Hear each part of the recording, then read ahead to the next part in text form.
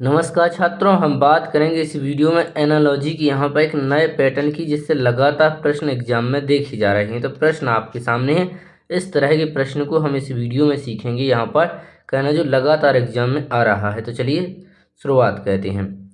ये रहा, देखिए सबसे पहला प्रश्न आपके सामने। प्रश्न को पढ़ते हैं। लिखा हुआ है कि यहाँ पर यू आई 12 का संबंध एक निश्चित तरीके से y के -2 से है। ध्यान देंगे यहाँ पर -2 से है। उसी प्रकार OL 9 का संबंध है SN -5 से है। समान तर्क का अनुसरण करते हुए बताना है कि जो PQ15 है इसका संबंध निम्नलिखित में से किससे है। तो बहुत सिंपल है। देखिए क्या लिखा हुआ है, UI 12 है तो हम लिखेंगे पहले U और I 12 है। इसका संबंध किससे है? इसका संबंध देखिए y की, तो इसके नीचे लिखना है हमें y के यहाँ पर -2। आप चाहें तो यहाँ पर भी लिख सकते हैं, लेकिन ऐसा कहने से जो हमें यहाँ पर बढ़ोतरी और कमी देखनी पड़ती है, थोड़ी सी समस्या का सामना करना पड़ता है। चलिए, तो इस तरीके से आपको लिख लेना है। तो यहाँ पर देखिए इसने दो कंडीशन बताई हैं। एक कंडीशन तो ये बताई है यहाँ पर, एक कंडीशन और उसने बताई है। दूसरी कंडीशन क्या बताई है? उसने कहा है यहाँ पर कि उसी प्रकार OL9 का, किसका ध्यान देंगे, OL9 का संबंध है SN-5 से। तो इसको भी आपको लिख लेना है NINS, यहाँ पर SN-5। और फिर हमसे क्या पूछा है कि PQ यहाँ पर 15 का आंसर आपको बताना है। ये देखिए हमसे पूछा जा रहा है। तो चलिए हम इसमें चेक करेंगे कि यहाँ पर किस में कितने की वृद्धि या कमी हो रही है। यहाँ पर हम क्या करेंगे, सबसे पहले इनकी प्लेस वैल्यू लिख देंगे। हम आपको सिखा रहे हैं, हम आपको पहले ही बता चुके हैं, तो हम धीरे धीरे कर रहे हैं। 21 होगा, इसकी प्लेस वैल्यू 9 आएगी। इसकी देखिए 25 और इसकी देखिए 11 है। इसी तरह यहाँ पर हम कर देंगे, तो इसकी देखिए प्लेस वैल्यू यहाँ पर 15 है, इसकी 12 है। ये देखिए 19 पे आता है, ये देखिए 14 पे आता है, और ये देखिए 16 पे आता है, ये 17 पे। अब देखिए यहाँ पर क्या हो रहा है, तो 21 से 25 हुआ है, यानी यहाँ पर यदि हम बात करें तो देखिए यहाँ पर वृद्धि हुई है।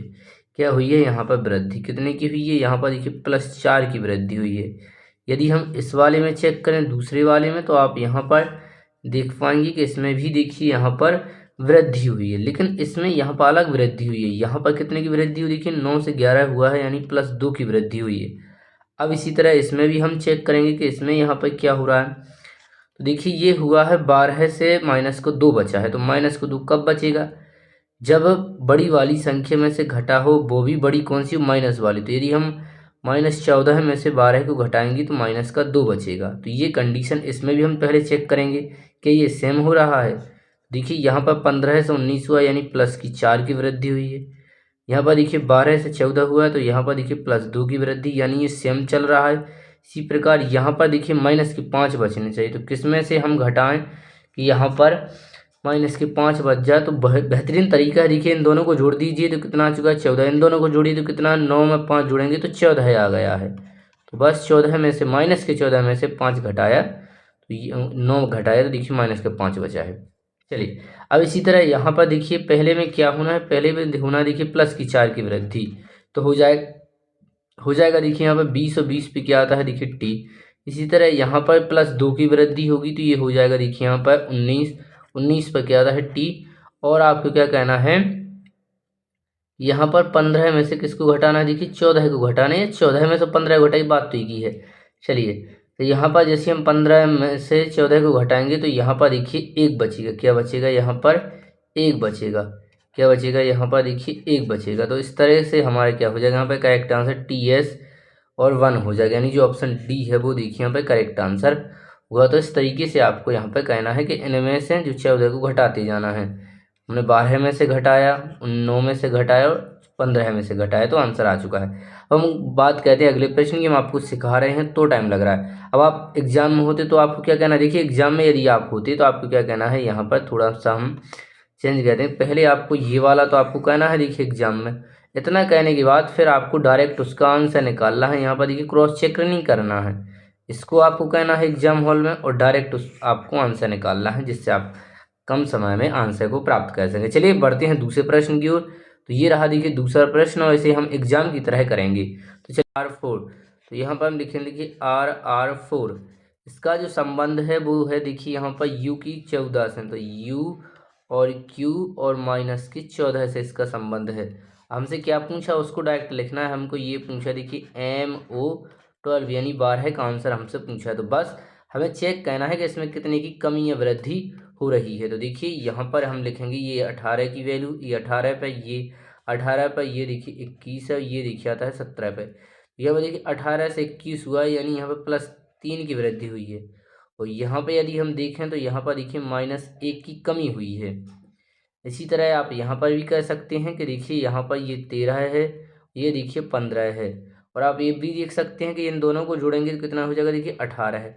यानी 18 में से कितना घटाया है आपने, यहाँ पर ध्यान देंगे ये -18 में से जब आप 4 को घटाएंगे तो बचेगा 14 है, वो भी -14। इसी तरह यहाँ पर देखिए माइनस, अब यहाँ पर सॉल्व करना बस आपको। देखिए माइनस, पहले हम संख्या को निकालें। देखिए -18 में से 12 को घटाएंगे तो कितना बचेगा, -6 बचेगा। ये तो आ चुका है। देखिए यहीं से डायरेक्ट आंसर आ चुका है। आप यदि आप देखिए एग्जाम का बिल्कुल क्वेश्चन है इसी तरह आप करेंगे कि देखिए इस सब करने की आवश्यकता नहीं, आप डायरेक्ट संख्याओं से संख्या करते और ऑप्शन में देखते कि संख्या अलग है, इसलिए यही करेक्ट आंसर होगा। लेकिन हम आपको सिखा रहे हैं तो आपको पूरा सिखाएंगे। तो यहाँ पर आपको देखिए पूरा करना है। तो पहले में क्या हो रही है, 3 की वृद्धि, तो इसमें जैसे ही आप 3 जोड़ेंगे तो ये हो जाएगा देखिए 16। कितना हो जाएगा, 16। 16 पे क्या आता है, देखिए P आता है। और अब आपको क्या करना है, इसमें देखिए -1 की कमी करनी है, -1 की कमी। तो कितना बचेगा, देखिए 14। 14 पे क्या आता है N, और ये -6 का 6। तो ये आ चुका है देखिए यहाँ पर करेक्ट आंसर। ये आ चुका है देखिए यहाँ पर करेक्ट आंसर। तो इस तरीके से आपको देखिए इस प्रश्न को कहना था। हमें आशा है कि आपको जरूर समझ में आया होगा। हमने आपके लिए एक प्रश्न यहाँ पर रखा। देखिए हम आपको सिखा रहे तो टाइम लग रहा है, जब आप करेंगे स्वयं से या हम करेंगे तो बहुत कम समय में इनको कह जाएंगे। लेकिन आपको ध्यान रखना है कि एग्जाम में यदि ऑप्शन, यदि खाली संख्या से हो रहा है तो हम खाली संख्या से उसे सॉल्व करेंगे। हम एग्जाम की बात करें क्योंकि वहाँ पर हमारा उद्देश्य होता है कि हम समय की अधिक से अधिकतम बचत करें। तो यहाँ पर ये रहा प्रश्न। आपको यदि वो प्रश्न समझ में आए तो इसका आप आंसर यहाँ पर बताइए कमेंट में कि क्या आ रहा है। यदि आप चैनल पर नए हैं तो चैनल को सब्सक्राइब करें, वीडियो पसंद आए तो लाइक करें, अपने दोस्तों अवश्य शेयर करें। इसी के साथ मिलते हैं एक नई वीडियो में।